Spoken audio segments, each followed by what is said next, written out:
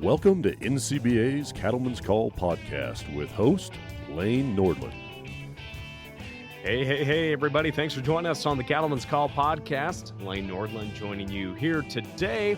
And as we make our way through July 2024, I'm excited to introduce a great ranch, restaurant, processing business joining us here today. The Fitch Ranch out of Colorado is joining us. Deborah Fitch and her husband Cameron own and operate the Fitch Ranch. They have 2 restaurants where they serve their own beef, along with 2 butcher shops and a USDA meat processing plant there in the Rocky Mountains there on the western slope. And Deborah's joining us here today. Cameron is busy on the ranch. He might be joining in. He may be not. But Deborah, we understand how busy it is on a ranch each day. But how are things going here in July 2024 for the Fitch family? Thank you, Lane. July is busy. And we do appreciate having the opportunity to be on your show. We are always doing something. And right now with the restaurants, it's tourist season, and we're gearing up for 4-H fairs with the processing plant. And then we'll get into the fall, and that's when everybody's animals are ready to harvest. Doesn't stop. No, it never does stop, especially when you throw fair season in there too, and ranch families are busy. Then you have to process that as well during fair time. But, for our listeners, what part of Colorado, I know I mentioned the Western Slope, but let's just talk about where you're from and what that operation looks like on the ranching end of things here today. So our restaurants are in Granby, Colorado. Our ranch is in Partial, Colorado. So both of those are in Grand County, just on one end of Steamboat, pretty much. On the other end, we have our processing plant in Craig and our ranch in Hamilton, so the other side of Steamboat Springs. Well, that's pretty country up in there, that neck of the woods for sure. And, you mentioned, I think people's heads may be spinning when they hear ranches, processing facilities, butcher shops, restaurants. And obviously that's why you guys are busy day in and day out. And I'm excited to share your family story here today, because I think a lot of the time on the Cattleman's Call, we feature producers that are multi-generational or they're trying something new as a part of that multi-generational operation. But the Fitch Ranch and family, I just loved your story. And so I've heard about it. So I'm excited to introduce our listeners to it as well. So let's just talk about your background. Deborah, for yourself, did you grow up in ranching? So I did not. And had you asked me if this is what I would be doing, even as few as 5 to 10 years ago, I would have just laughed at you. And my husband's actually been a rancher. His family was in ranching. It skipped a generation. It was his grandfather. But he's very well versed in cattle and all kinds of animals, and he trained horses, and he's done a lot in that universe. I actually, and a lot of people think this is kind of funny, but I started off as a vegetarian, and, I really don't have a good reason for that. It was just kind of an always thing. And at some point, and I actually worked in healthcare for a while and in business. And at some point I had decided to remodel our kitchen. And at that point I had 3 sassy teenagers who decided that because I couldn't cook, I didn't need a new kitchen. I just needed a drive-through window.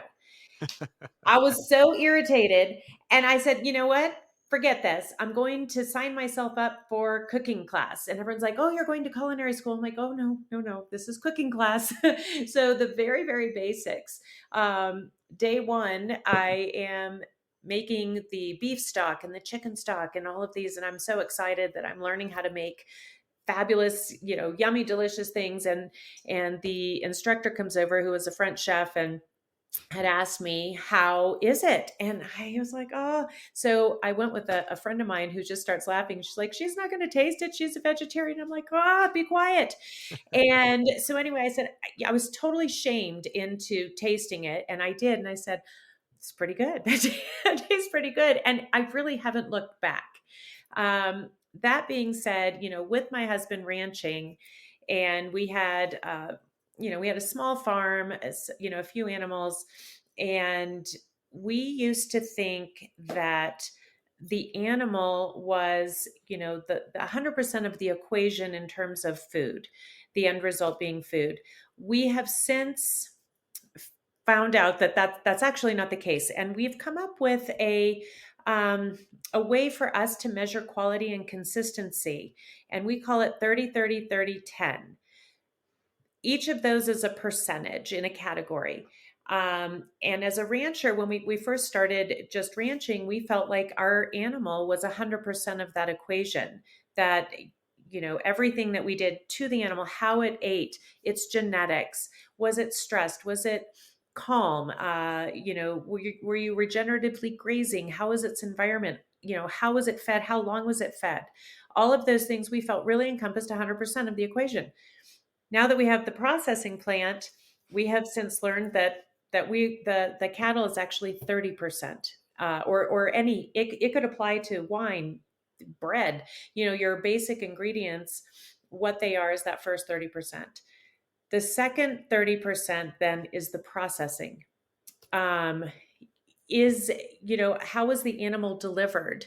Was it handled humanely? Was it processed humanely, or was the animal stressed? How was your temperature? Was it cold enough to keep the beef fresh? The knowledge of the process with the actual butchers, did they have a lot of skills? Or did they not do a good job, and your yields weren't very good?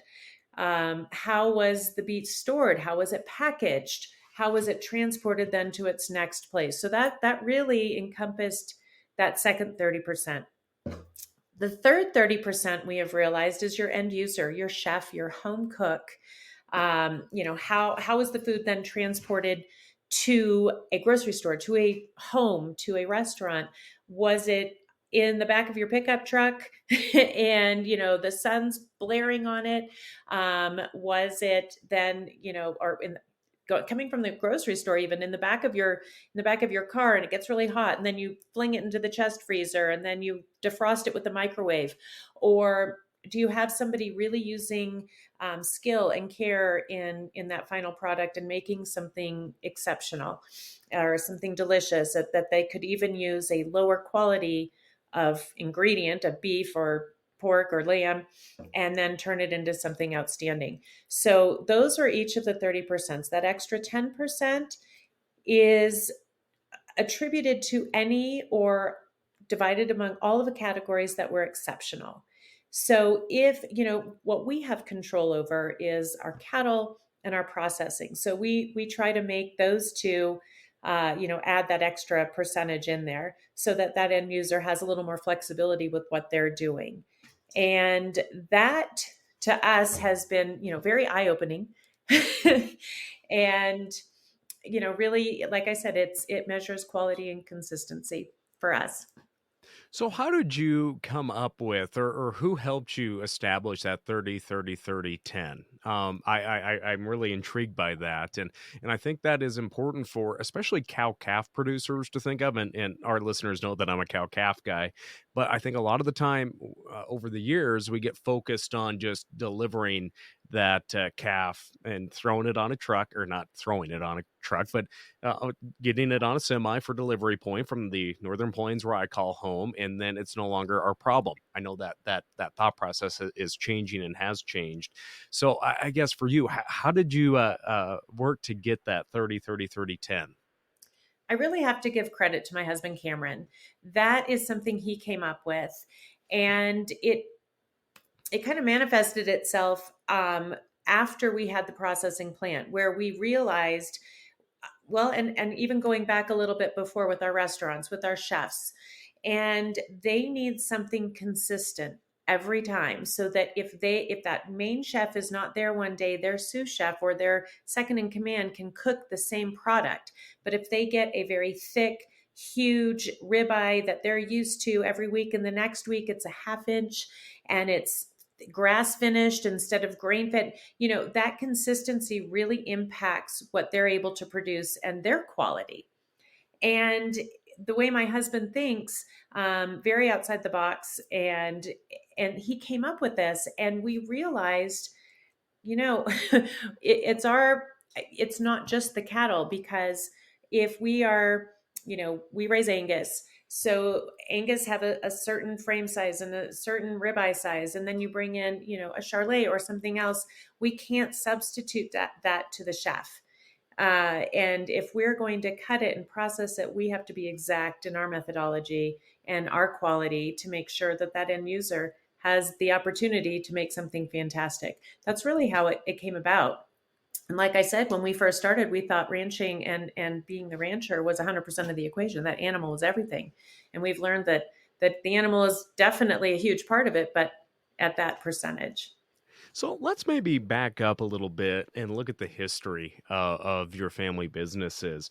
What really? Obviously, the ranching aspect of it came first, but let's just walk through the cycle, the beef cycle for the Fitch Ranch, and where it came from. The cow calf side of things.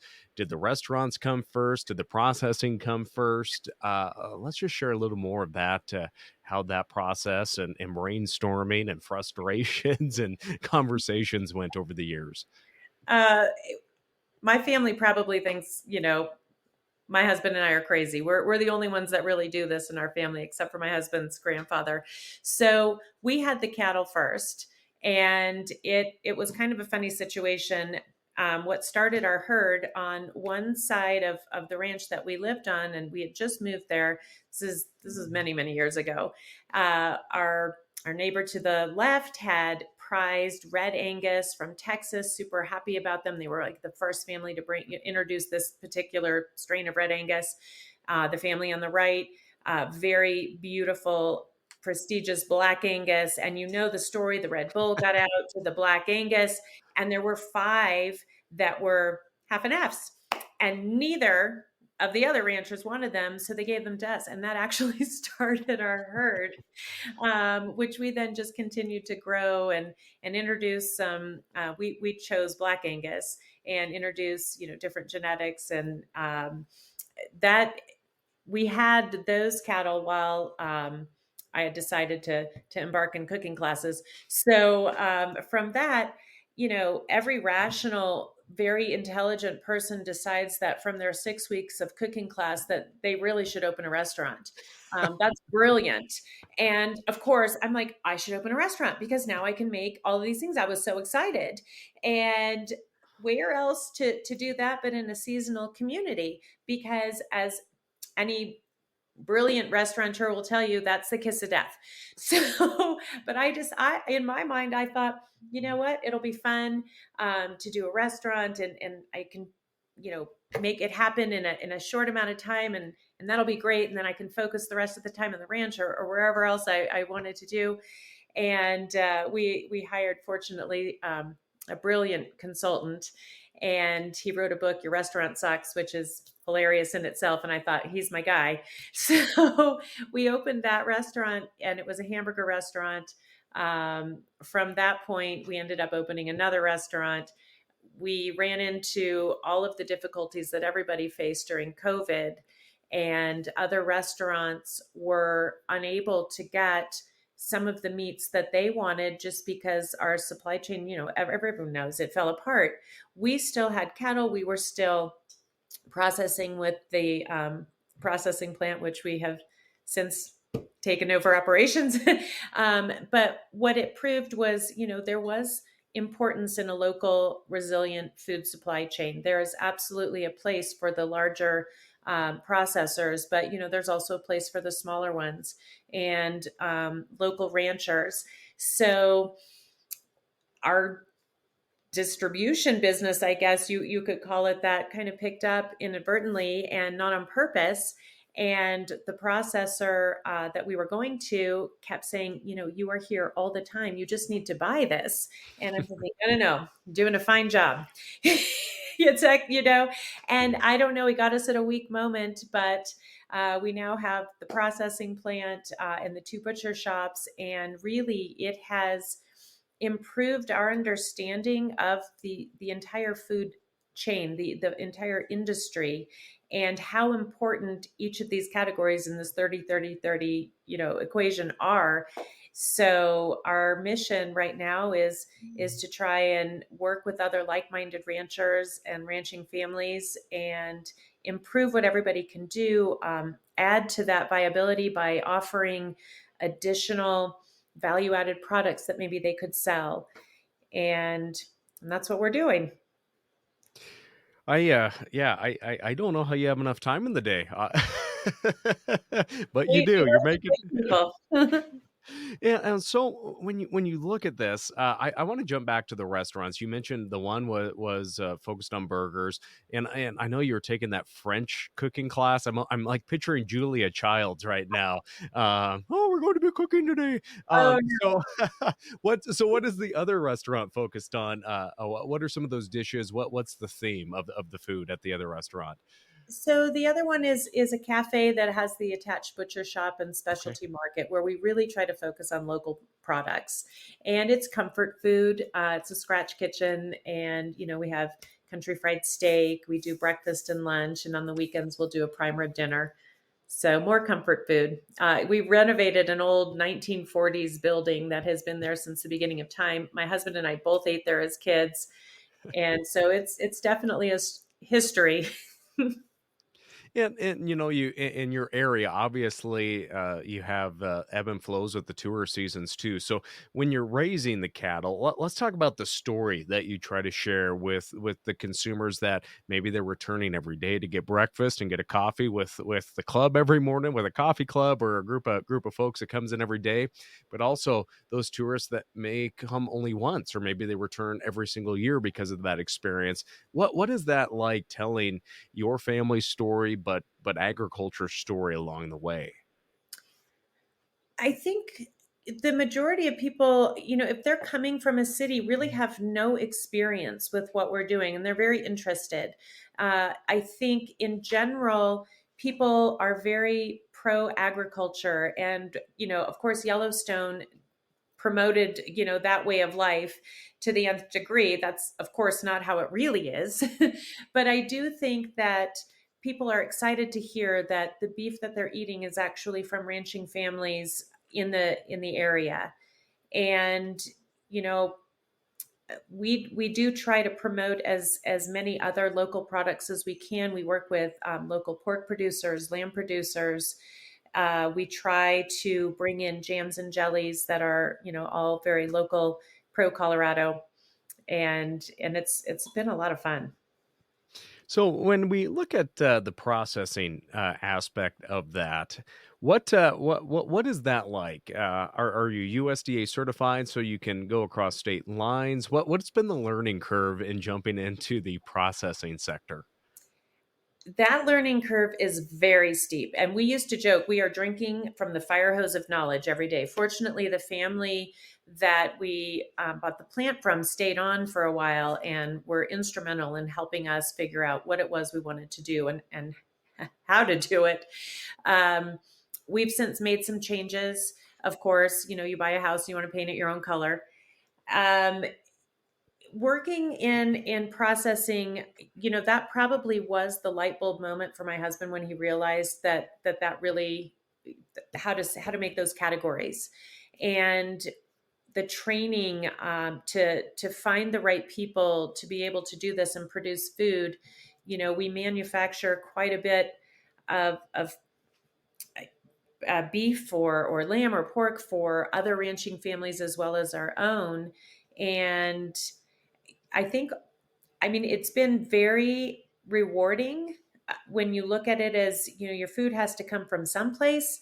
When we first started training a couple of high school kids at one of our restaurants in Granby, and I was so excited to tell them, I'm training, and where does the beef come from? It comes from, Fitch Ranch, and isn't that great?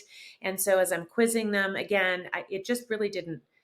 I don't know what happened in their head, but I said, okay, so where do we get the beef from? And they're like, the grocery store. And I said, oh my gosh. Okay, so if the grocery store ran out of beef, where would they get it? And they said, oh, they would just go to the back and get some more. And I'm thinking, well, so many people don't know exactly where your food comes from. So it's a very noble craft, but not super sexy sometimes. And, it's just been very rewarding. And so when we look at the hook space, and obviously you're processing beef, lamb, pork, what is your hook space or capacity like? And because obviously you're working with other producers that are trying to get their product out there too. What is that processing chain speed like? So that's a great question. When we first started, we were doing very few animals per day. We have since made some improvements and have expanded in several occasions. We have Temple Grandin designed chutes and pens so that we can, humanely handle and process all of the animals that come through there with minimum amount of excitement or stress or discomfort. And we can now bring in full potloads of cattle, several potloads of sheep and pork. And so I couldn't give it an exact number. It depends on the species a lot, but we can do a couple of loads a week for cattle and one for sheep. So in terms of what can the coolers hold, that is our capacity. Yep. And it just depends on how quickly we can get it out out of there. Now, obviously, you mentioned on the Fitch Ranch itself, you're running Black Angus cattle.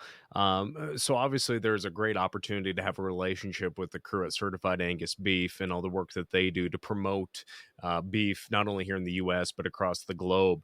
What was that process like to get CAB certified for the plant, and also the resources that CAB provides producers and consumers alike?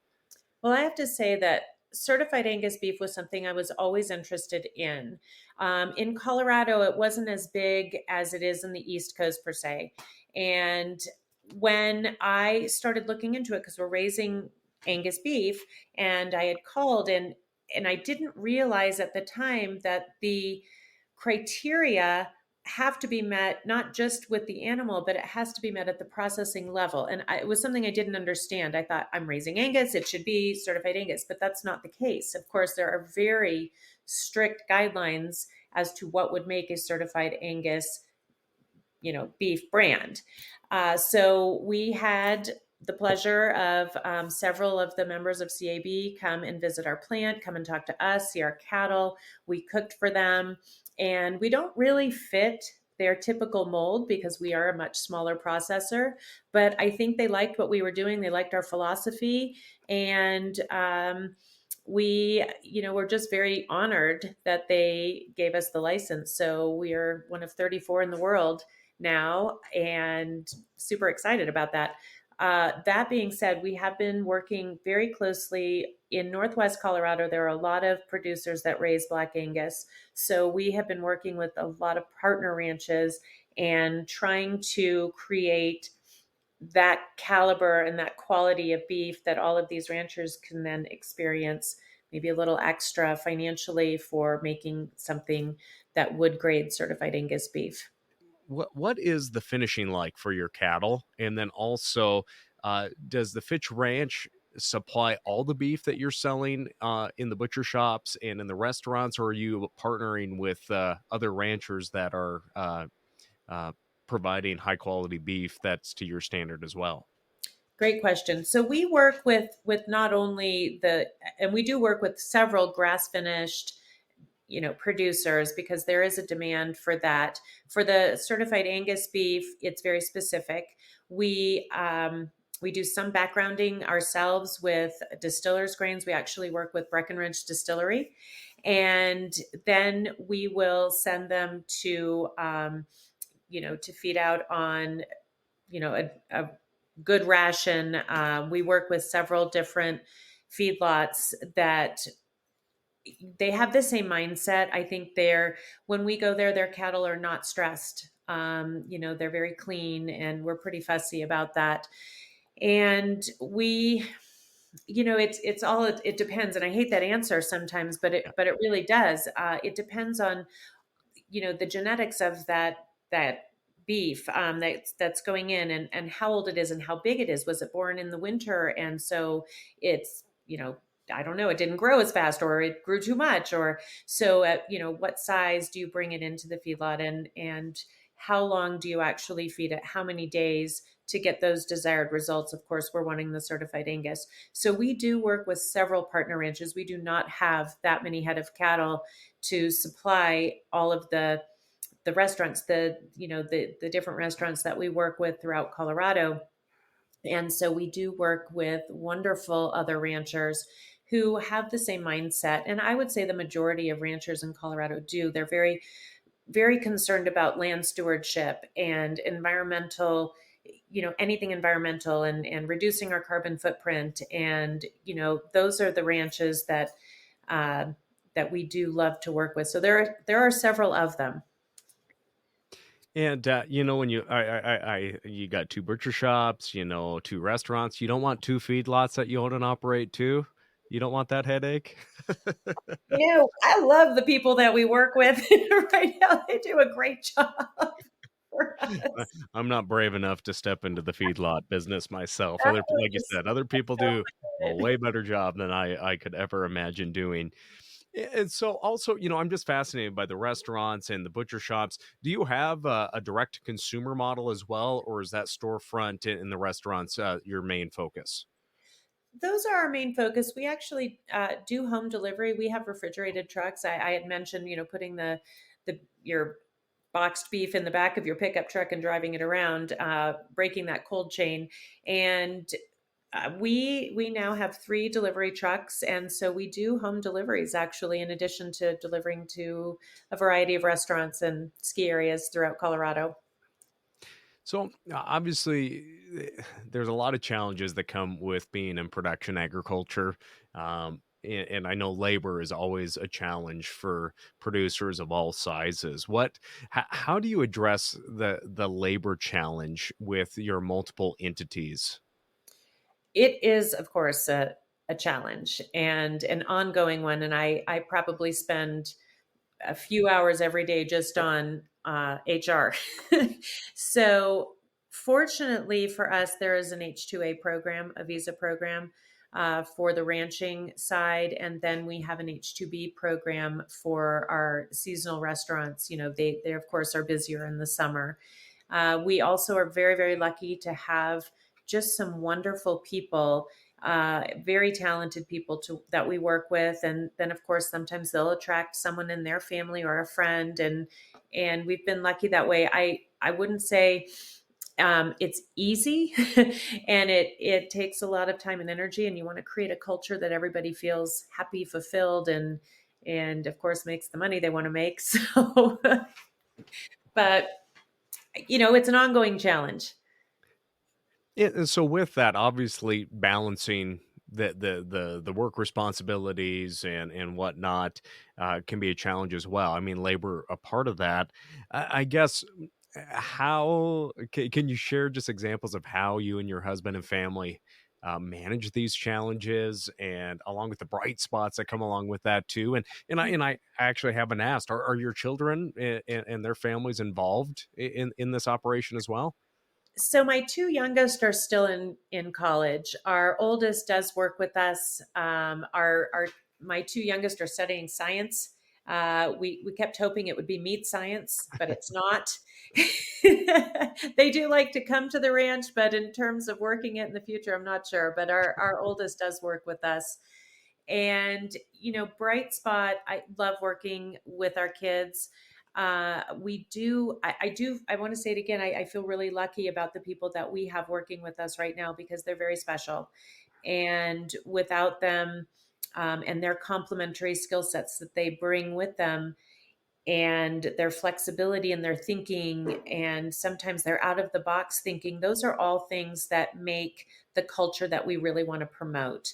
And that's the way we've always done it. That's not really our mantra. Our mantra is that may be the way we've always done it, but is there something else that we could do to make it a little bit better? And working with young people, sometimes that's what you need.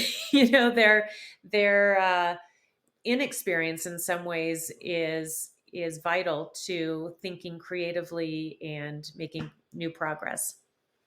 So what's something exciting that you're looking forward to with the Fitch Ranch, with the restaurants? What are you looking forward to most as we look towards the future? That's a great question. One of the things that we really are focusing on right now is ranching sustainability, so to speak, with so many hurdles and skinny margins that ranchers face all the time. And we understand them because we're in that world. We're trying to find ways to help promote agriculture, to increase, the profitability and figure out some ways that we can all do well. And I think one of those is building community. And when you build community, you're stronger together. So, again, we were welcomed in, we are not from either community that we're in right now, but we were really welcome into those, and working with multi-generational ranching families who have been kind and supportive and right there and really part of this mission. So we do feel very lucky. No, it's a lot of hard work, but very fulfilling work. And for folks that are tuning in today, that maybe you just lit a spark underneath them, and they're like, you know what, this might be a way that we can expand our impact in our local community, expand in our operation, bring more family back. I guess what are some words of encouragement, but also where can they learn more or maybe get in contact with you or your husband? Well, we would always welcome to talk to anybody. You can tell I will talk and talk and talk. And for anybody that wants to get into it, I think it's an amazing world to be in. It is wonderful to be out with the animals. It's wonderful to know that you are being an active part in feeding people. And anybody that wanted to do it, it's not easy. You have to be a little thick-skinned, and some days go really well, and then some really don't. So to have just a positive attitude and keep trying new things and work with good people in communities that are ag friendly is always a plus. A little more helpful. No, very, very, very true. Deborah, I know obviously you have a few things you could be doing today other than talking to this broke rancher hosting a podcast today. But any last words that you would just like to share with our listeners of the Cattleman's Call before I let you get back to your day? I can't think of anything brilliant, and I wish I could. I would, first of all, thank you to the NCBA. You guys are amazing to work with and have been a really wonderful resource for us, as well as CAB, Colorado Cattlemen's in Colorado as well.